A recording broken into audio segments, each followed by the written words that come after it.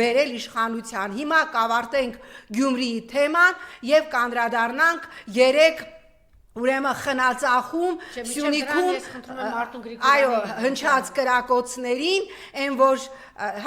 հիմա դիմում եմ ես Մարտուն Գրիգորյանին ես գիտեմ ամենը 50 րոպե այո ես գիտեմ որ ասուլիս է տալու ես գիտեմ որ չէ Վարդան Ղուկասյանն ասուլիս տալու այո ես գիտեմ որ կա մտավախություն որովհետև ես ինքս էլ այդ մասին բազմիցս խոսել եմ որ Նիկոլ Փաշինյանը Գյումրիում ամենայն հավանականությամբ փորձելու է կրկնել Վանաձորի սցենարը, ինչպես ընտրված համայնքապետ Մամիկոն Ասլանյանին միայն նրա համար, որ ընտրվել էր եւ հրաժարվել էր պաչել Նիկոլի խաչը, մարդուն կալանավորեցին եւ ամենաերկարը կալանավայրում պահեցին Մամիկոն Ասլանյանին, շատ հնարավոր է, որ առաջիկա օրերին կալանավորեն նաեւ Վարդան Ղուկասյանին եւ նրա տակից ավականին տանեն, բայց կրկնում եմ, որևէ նշանակություն չունի ավելին, ես կոչ եմ անում ընդդիմադիր թեկնածուների լիդերներին, հիմա առաջի համարներին, ովքեր անցել են ավականին, նստել Վարդան Ղուկասյան ձեզ, Մարտուն Գրիգորյան ձեզ, Ռուբենին, Կարեն Մայր Հայաստանի թեկնածուին նստեք եւ որոշեք, քննարկեք ամենաօպտիմալ տարբերակը, ամենավոչ ռիսկային տարբերակը, ով պիտի լինի Գյումրու համայնքապետ, որոշումը կայացնում եք դուք, բայց շատ կարևոր է, որ եւ Մայր Հայաստանը, եւ Ռուբեն Վարդանյանը, Ռուբեն Մխիթարյանը անմիջապես հայտարարեցին, որ առանց որևէ նախապայմանի միանում են առավելագույն ձայն ստացած թեկնածուին։ Այսինքն ինչ պատճառաբանություն որ բերի Մարտուն Գրիգորյանը, ինչ ուզում ես դու ասես, քիչ առաջ էլ ասեցի, ոչ մի բան չի արդարացնելու, դու դառնալու ես ավարտված գործիչ, ավարտված եթե Վարդան Ղուկասյանին կալանավորեն, ինչ անեն, ես ուզում եմ ասեմ ցանկացած իրավիճակում այսօր ընդդիմությունը, հավաքական ընդդիմությունը Գյումրիում հաղթել է եւ ընդդիմությունը պիտի լինի միասնական, այլ տարբերակ չկա։ Եվ ձեր որոշումը տարածվելու է եւ պարոն Վանեցյանի վրա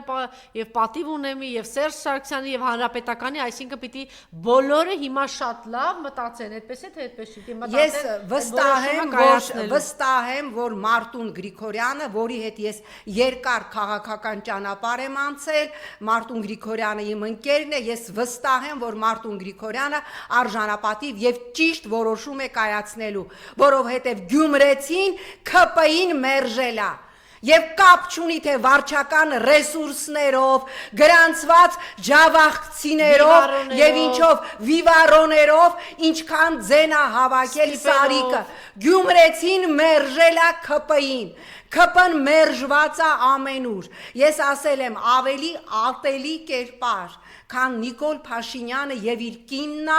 հայ ժողովրդի ոչ թե այս վերջի 30-ամյա անկախության պատմության մեջ հայ ժողովրդի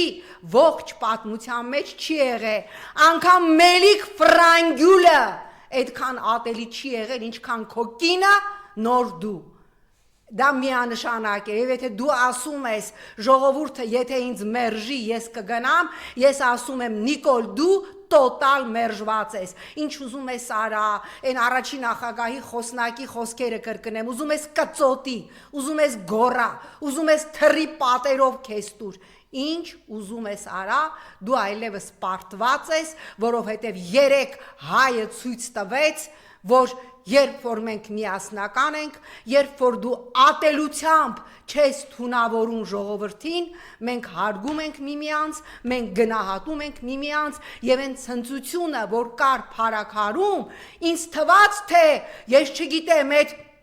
հայ ժողովրդի մի փոքր փարակարի հաղթանակը հայ ժողովուրդը ամբողջ հայ ժողովուրդը ինձ զանգահարում էին Սփյուռքից եւ ասում էին շնորհավորում ենք թրքական օրակարգը սպասարկողի հանդեպ հայ հաղթանակը, մի փարաքարում եւ մի Գյումրիում միասնական ընդդիմության հաղթանակը հայ ժողովուրդը այնպես էր տոնում, որ ինձ թվաց, թե մեր պատմության մեջ նորից այո հայկը հաղթել է բելին, նորից հայը հաղթել է թուրքին, էլ քեզ ինչա պետք, որ թողնես